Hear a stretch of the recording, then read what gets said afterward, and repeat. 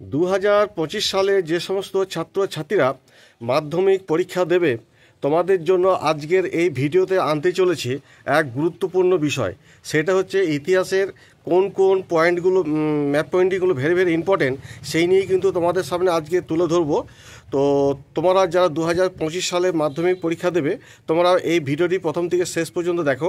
যদি ভিডিওটি ভালো লেগে থাকে তাহলে অবশ্যই কিন্তু একটা সাবস্ক্রাইব এবং লাইক করে দিও, আর পাশে থাকা বেল আইকনটিকে প্রেস করতে একেবারেই ভুলো না।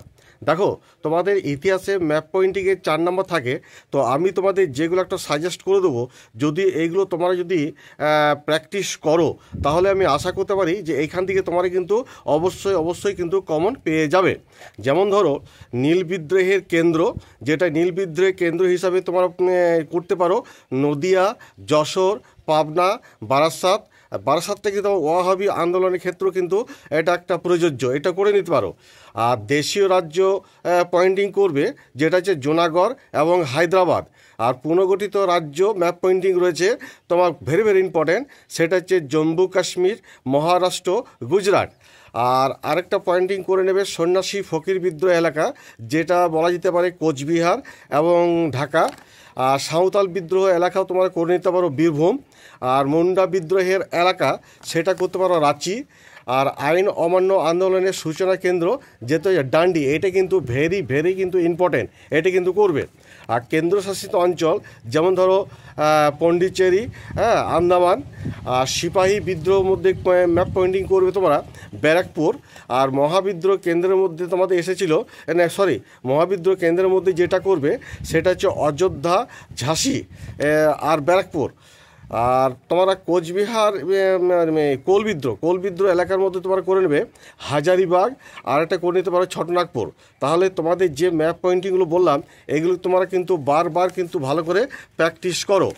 আর আরেকটা কথা তোমাদের জানাচ্ছি, সেটা হচ্ছে যে হয়তো এই পয়েন্টিংগুলো কি শুধু নাম হিসাবে তোমাদের উল্লেখ করে দিতে পারে, যেমন বলতে পারে যেমন বারাসাত, মিরাট, কানপুর, ব্যারাকপুর, রংপুর, নোয়াখালী, লখনৌ, ঢাকা, গোয়া, পন্ডিচেরি, তারপর দিল্লি, কাশ্মীর, গোয়ালিয়র, বহরমপুর, ডান্ডি, হায়দ্রাবাদ, কালিকট, বারাসাত, এরকম কিন্তু নামও কিন্তু এগুলো উল্লেখ করে দিতে পারে। সেই জায়গাগুলো কিন্তু তোমাদের দেখাতে হতে পারে। তাহলে তোমরা বুঝে গেলে যে 2025 সালে কোন কোন ম্যাপ পয়েন্টিংগুলো ইতিহাসের ভেরি ভেরি ইম্পর্টেন্ট, তা তোমাদের কিন্তু এক নজরে বলে দিলাম। এরা তোমরা বারবার প্র্যাকটিস করো, দেখবে এর মধ্য থেকে কিন্তু তোমরা কমন পেয়ে যাবে। এবার ধরো যখন তোমরা ম্যাপ পয়েন্টিং করবে তখন কিন্তু সেই জায়গাটা দেখিয়ে দেবে, পয়েন্ট করে দেখিয়ে দেবে, তারপর দাগ টেনে কত দাগের কোনটা ম্যাপ পয়েন্টিং করলে সেটা কিন্তু লিখে দেবে।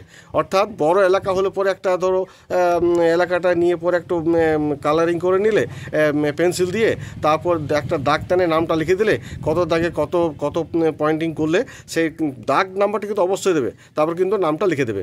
এইভাবে তোমরা প্র্যাকটিস করো, দেখবে আমি তোমাদের যেগুলো বললাম যে এইখান থেকে কিন্তু তোমরা ম্যাপ পয়েন্টিং কমন পেয়ে যাবে। আশা করি তোমরা অনেকে কিন্তু এগুলো করেছো, যারা করেনি প্র্যাকটিস তারা কিন্তু অবশ্যই করে নিও, কারণ এইগুলো 2025 সালের পক্ষে ভেরি ভেরি ইম্পর্টেন্ট। এই বলে আমি ভিডিওটি এখানে শেষ করছি। তোমরা সকল ভালো থাকো, ধন্যবাদ।